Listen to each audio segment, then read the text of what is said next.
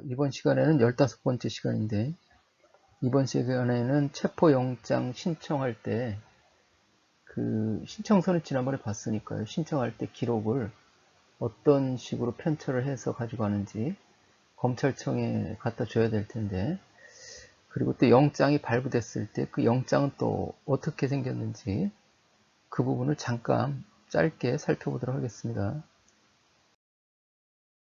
자, 체포영장 신청할 때 기록은 어떤 식으로 편철을 하느냐. 여기 보면은 이제 고소장, 고발장, 범죄인지 보고서 해가지고 뒤에 쭉 나올 거 아니야. 누구 진술, 뭐 어떤 증거자료라든지 해가지고 수사기록은 날짜 순으로 편철하니까 고소장, 고발장, 범죄인지 보고서가 제일 처음에 시작하는 거잖아요. 그래서 이런 식으로 해가지고 이제 수사기록 날짜 순으로 쭉 편철된 게 있을 거예요. 그리고 이제 영장 신청하는 거니까 신청서가 있겠죠. 그러면은 신청하기 전에 여기다 이제 이 지금까지 가지고 있던 그 수사 기록에 목록을 작성해야 돼요. 그래야 여기 이 앞에 목록이 붙어 있어야 그 검사나 판사가 보고 이게 어떤 사건이 어디 붙어 있구나, 어떤 내용이 어디 붙어 있구나 알 수가 있으니까 목록이 없으면은 이 수사 기록이 어떻게 구성되어 있는지 알 수가 없죠. 다 뒤져봐야 되는데.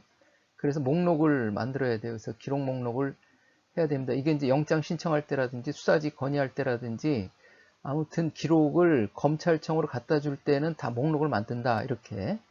그리고 기록 목록에 보면은 이제 그 칸이 이렇게 쭉 나와 있을 텐데 여기에 보면 고소장, 고발장, 범죄인지 보고서가 이제 맨 위에 나와야 되잖아요. 기록 목록 맨 위에 나와야 되는데 원래 그 기록 목록 뒤에는 뭐가 붙냐면 의견서가 바로 붙는 거예요. 의견서.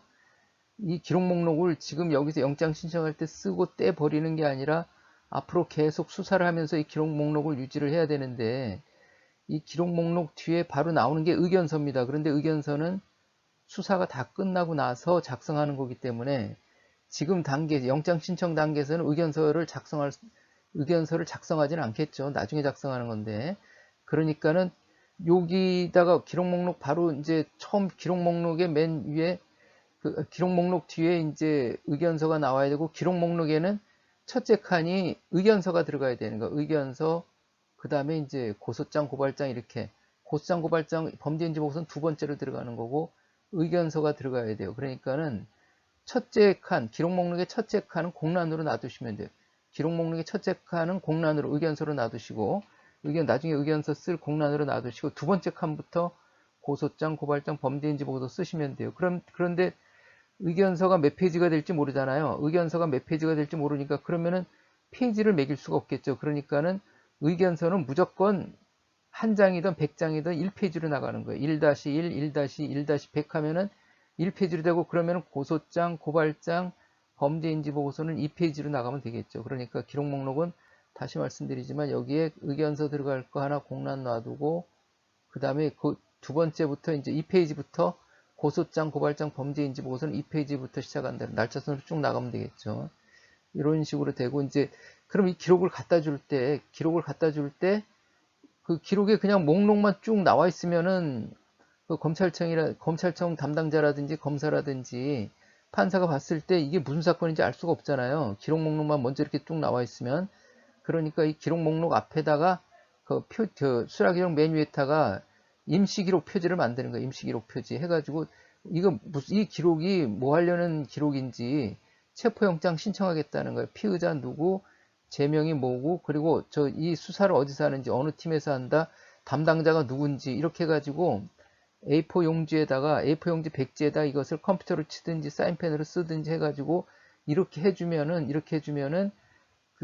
누가 보더라도 이 사건은 어느 수사기관에서 어떤 취지로 하려는 기록이구나 이걸 알 수가 있겠죠. 그래서 체포영장 신청 이렇게 체포영장을 신청하려는 거구나. 수사지 건의, 구속영장 신청 뭐 이런 식으로 하면 되겠죠. 압수수색 검증영장 신청 이렇게 해서 임시기록 표지를 만들어서 이게 이제 하나의 기록이 된 거죠. 임시기록이 된 거죠. 그리고 나서 이제 체포영장 신청서가 어디 있어야 될 거 아니에요. 과거에는 체포영장 신청서는 이 기록 사이에다가 적당하게 그냥 끼워놨는데 그렇게 해도 되고 아니면 이게 이제 임시기록 표지 앞에다가 이것을 영장 신청서를 그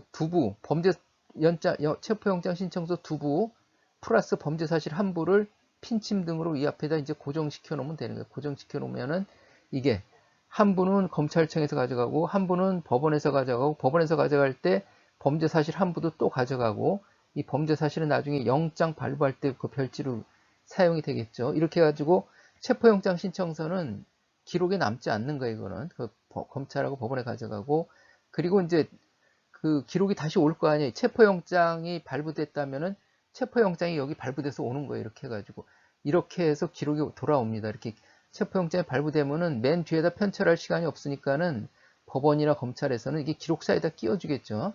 그러면은 이제 이것을 꺼내서 이렇게 체포영장을 기록에 편철하기보다도 이건 사람을 잡으러 가야 되니까는 사무실에 보관하고 있어야 되겠죠. 사무실에 보관하고 그 잡으면 이제 체포영장을 기록에다가 이렇게 껴놓으면 되는 거예요. 이걸 껴놓으면 된다. 날짜 순으로 껴놓으면 된다.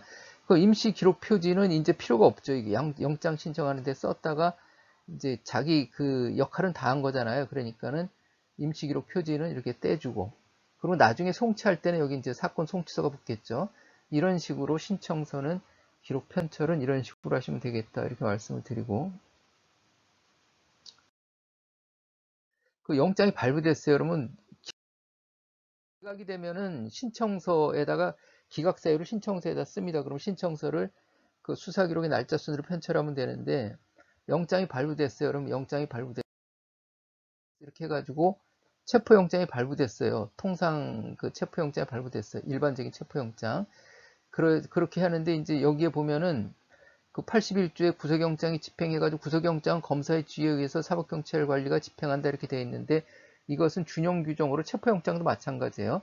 검사의 지휘에 의해서 사법경찰관리가 집행을 하는데 그래서 검사가 지휘를 어떤 식으로 하느냐 문서로 별도의 지휘 문서로 할 수도 있지만은 실무상은 다 여기다 검사가 집행지휘 도장을 찍어요. 이렇게 검사가 집행지휘 도장을 찍습니다. 이렇게 해가지고 그러니까 수사관님들이 경찰 수사관님들이 그 검찰청에 가서 영장을 찾아올 때는 검찰청 그 영장 담당자가 여기다가 검사 집행지휘 도장을 찍어서 줍니다. 찍어서 줘요. 이렇게 혹시 누락이 됐다면은 집행지휘 도장을 찍어달라고 하면 되겠죠. 그리고 이제 여기다가 보면은 그 검찰 영장 청구 번호를 써요. 이거는 그 경찰 영장 신청 번호가 아니라 검찰 영장 청구 번호예요. 경찰에서 검찰에 신청하면은 검찰에서는 체포영장 청구부, 검찰은 체포영장 청구부죠. 해가지고 청구부에다가 들어오는 거를 그 수사기관에서 경찰에서 들어오는 걸 쭉 일련번호로 쭉 하면서 그 영장 청구부를 기록을 해요.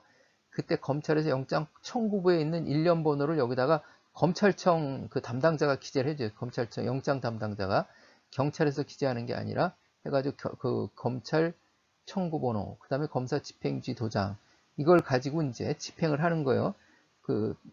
여기 이제 영장 번호 이건 법원에서 발부한 번호겠죠. 이건 법원 번호고 해갖고 죄명 해가지고 이렇게 쭉 해서 이제 법원에서 이제 판사가 영장을 발부한 거예요. 그래갖고 청구일자 언제 해가지고 7일로 돼 있죠. 유효기간 7일로 돼 있고 그 인체할 장소, 그 다음에 유치할 장소 이렇게 구금할 장소 이렇게 돼 있죠.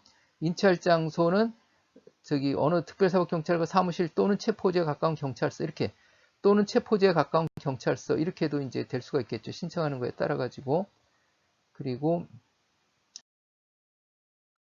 해서 영장을 발부한 사유가 뭔지 이렇게 이제 표시가 돼 있어요. 그 서식에 표시가 돼 있는데 판사는 여기다 표시를 했습니다. 피의자는 정당한 이유 없이 수사기관의 출석 요구에 응하지 않았다. 이렇게 여기다 표시를 했어요. 이걸로 이제 체포영장 사유가 되는 거죠. 발부 사유가 되는 거죠.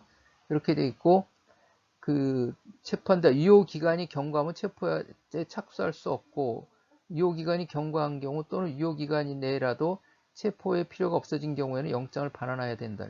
유효기간이 경과한 걸로 체포해버리면 그 불법 체포가 되겠죠. 유효기간이 경과하면 무효가 되는 거니까 체포에 착수할 수 없는 거고 유효기간이 경과한 경우 유효기간이 경과한 경우 아까 여기다가 이제 20일에 발부할 때 플러스 7일이니까 27일까지 돼 있는데 유효기간이 경과해서 체포하지 못하고 유효기간이 경과했다든지 또는 유효기간 기간 내라도 이 사람이 뭐 스스로 출석해가지고 체포영장을 집행할 필요가 없어졌다든지 그럴 경우에는 영장을 반환하라 해가지고 그런 취지가 여기 이제 기재가 되어 있는 거고요. 해서 이 영장을 들고 가서 이제 체포를 했다 그러면 체포 일시를 적죠.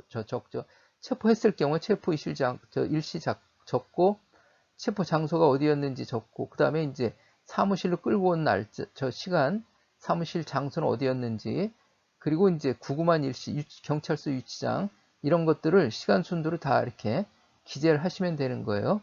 집행불능 사유, 이렇게. 요거는 이제 집행하지 못했을 경우에, 그리고 처리한 사람의 관직을 여기다 이렇게 기재를 하시면 되겠다 해서, 영장은 이렇게 생겼다. 체포영장은 발부된 판사가 발부한 체포영장은 이렇게 생겼다는 것을 말씀을 드리고 이렇게 되어 있습니다.